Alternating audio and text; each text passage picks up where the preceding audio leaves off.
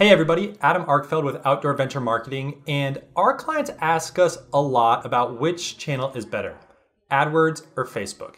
And it's a common discussion in the Facebook groups that we're in and just basically working with clients in the activity space. So I wanted to talk about those two different channels and how they differ and how one of them is actually, in our opinion, the clear winner in this conversation.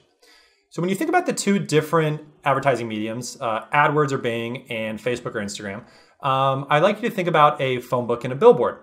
AdWords is a phone book. When you need a certain type of provider, you go to the phone book, you look through the locations, you find providers. If you're looking for a dentist, you might look for a dentist in your area, and you find the number and you call them because you need something very specific. That's how AdWords works.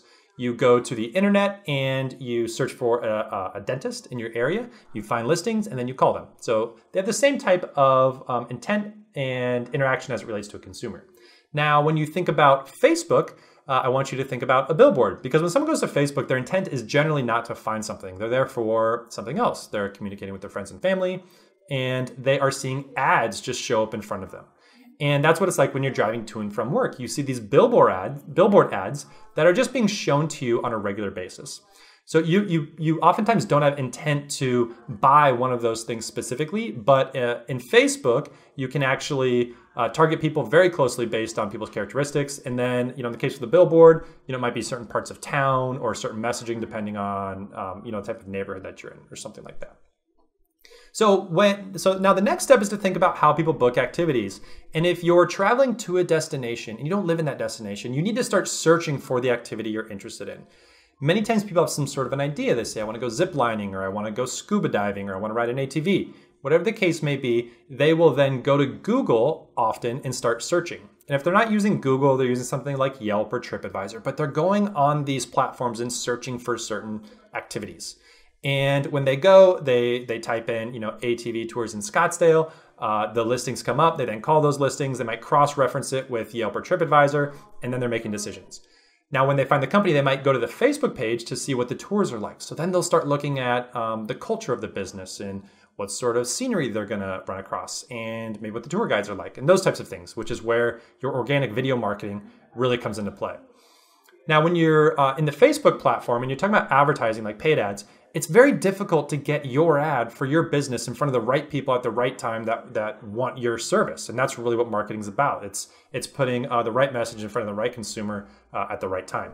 And even if you know that people like ATVs and they are outdoorsy, you don't know that they're traveling to your destination. So normally with Facebook advertising, it's very hard to get your message in front of a consumer that is not already traveling to you, and you don't know where they're going when it comes to Facebook advertising. So it's really hard. It's like a shotgun approach, and the ROI generally isn't there. Now, there's basically two exceptions to that rule. The first one is retargeting. So you might generate traffic in AdWords and someone goes to your website, and then you can pixel them with a Facebook pixel and then show your ads to them for the next 30 days because you know that they showed interest in your company. They may not have booked, and now you're going to follow them for 30 days during their buying cycle. So retargeting is awesome. It's to potentially do that. The second one is targeting people that are in the destination that maybe don't live there. And Facebook has an audience feature for this, which is they look at someone's GPS, and if their hometown in their profile is more than, I think it's 160 miles from their current location, they're considered a traveler to that destination, which makes sense. And so in the case of something like Hawaii, a location like Hawaii where there's a lot of people traveling, you might want to show all the travelers ads for your tour. Now, this tends to work a little bit better with tours that are like island tours in Hawaii, or maybe cultural tours that people aren't seeking out specifically, but are maybe just getting because they're in the location. If someone wants to do an ATV tour or snorkeling or something that's very kind of personality specific, the odds are that they're going to be looking for those ahead of time or in destination or going to their hotel or something to find that a vendor for that particular activity.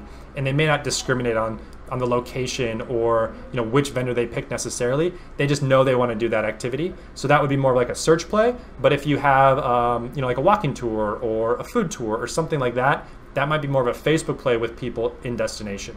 So in our opinion, search advertising with AdWords and Bing is much more compelling and powerful than social advertising when it comes to the paid media, when it comes to the paid ads realm. So I would highly recommend giving that a shot if you're not already. If you have any questions, please let me know in the comments or feel free to reach out to our company. I'm Adam with Outdoor Venture Marketing. Thanks.